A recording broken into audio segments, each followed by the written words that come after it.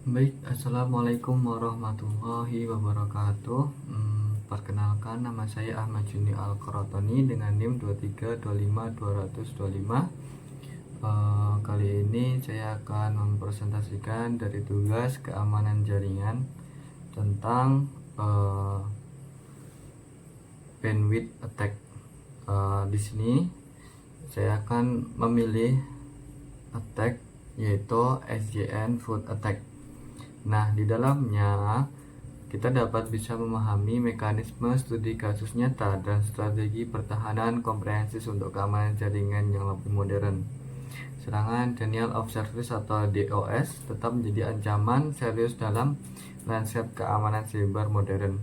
Di antara berbagai jenis, SJN Flood menonjol sebagai salah satu metode paling klasik, namun tetap mematikan. Presentasi ini akan mengupas tuntas anatomi serangan dari mekanisme teknis hingga implementasi praktis serta strategi pertahanan yang komprehensif yang efektif. Kita lanjut ke slide berikutnya.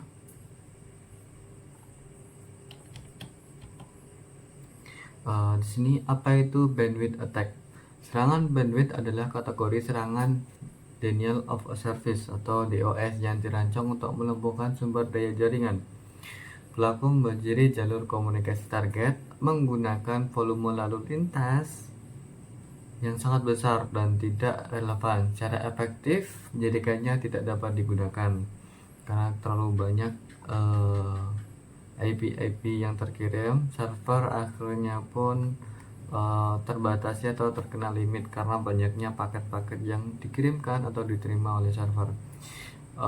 Di sini prinsip kerjanya yaitu serangan ini mengeksploitasi keterbatasan kapasitas atau pipa data atau kemampuan memproses server, memaksa mereka untuk menangani beban yang jauh di luar batas normal.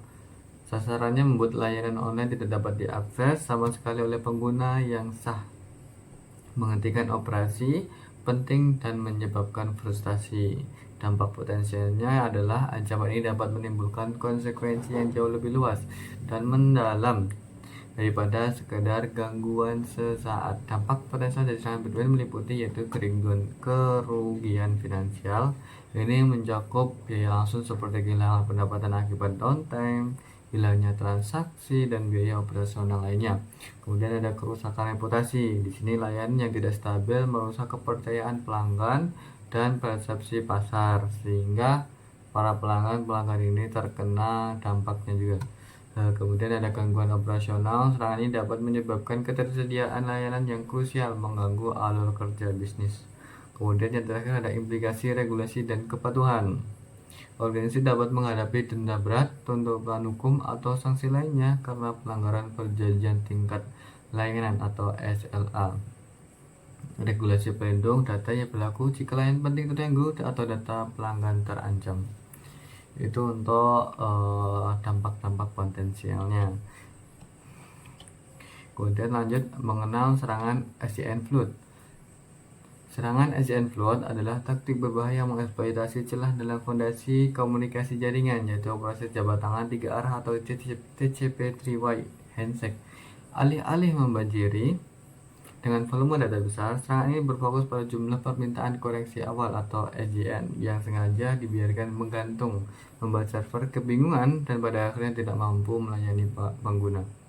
Mekanisme cukup sederhana. Serangan ini membanjiri server dengan rentetan permintaan koneksi atau SJN yang tak terhitung jumlahnya.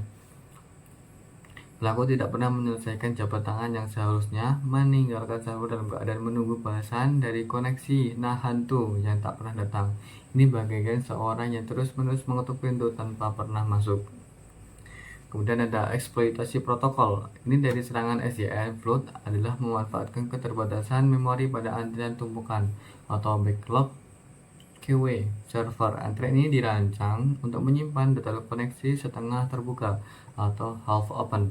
Ketika antrian ini dipenuhi oleh permintaan palsu, server tidak bisa lagi memproses atau menerima koneksi sah dari pengguna yang sebenarnya.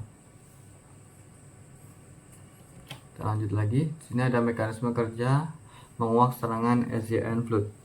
Mari kita telusuri bagaimana SDN Flood ini mengubah proses komunikasi jaringan yang normal dan menjadi kekacauan. Yang pertama, di sini ada pengiriman SDN palsu. Penyerang memulai serangan dengan membeli server target dengan paket SDN. Kemudian ada respon SDN ACK. Sebagai respon, server mengirimkan paket SDN ACK ke alamat IP pengirim yang tertera atau yang palsu. Server juga mengalokasikan sumber daya memori untuk koneksi yang belum selesai ini, menunggunya untuk diselesaikan. Kemudian ada penantian tanpa akhir. Di sini yang ketiga, karena alamat IP pengirim adalah palsu, server tidak pernah menerima paket ACK final yang dilakukan dari klien. Server terus menunggu, membiarkan koneksi setengah terbuka ini menggantung hingga batas waktu habis. Penipisan sumber daya. Akibat banjir koneksi setengah terbuka, antrean koneksi server dengan cepat terisi penuh. Ini mencegah server menerima koneksi baru dari pengguna yang sah, menyebabkan penolakan layanan dan gangguan operasional. Di sini ada gambaran SDN dari klien legitimate.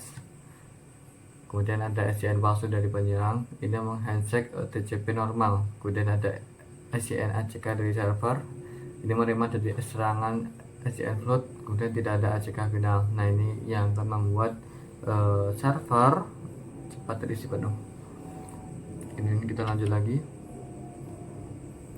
Mengapa SDN Flood begitu efektif? Kunci efektivitas serangan SDN Flood terletak pada manfaat asimetris sumber daya yang mencolok antara penyerang dan server yang menjadi korban. Kelelahan sumber daya atau resource exhaustion, antrean koneksi atau backlog. Studi kasusnya nyata, dampak dunia real. Serangan cyber ini bukan lagi sekedar ancaman teoritis, bahkan raksasa teknologi global pun telah merasakan dampak perusakan secara langsung. Contohnya adalah pada GitHub 2018, GitHub mengalami serangan masif dan volume traffic mencapai 1,35 terabytes per detik, salah satu insider DDoS terbesar yang pernah tercatat.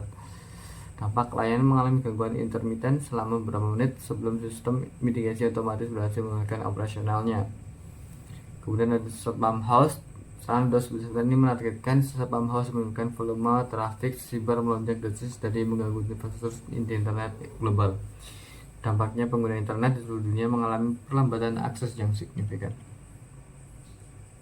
Pendeteksiannya adalah dini, yaitu lonjakan paket SDN, peningkatan signifikan paket yang masuk namun minim respons.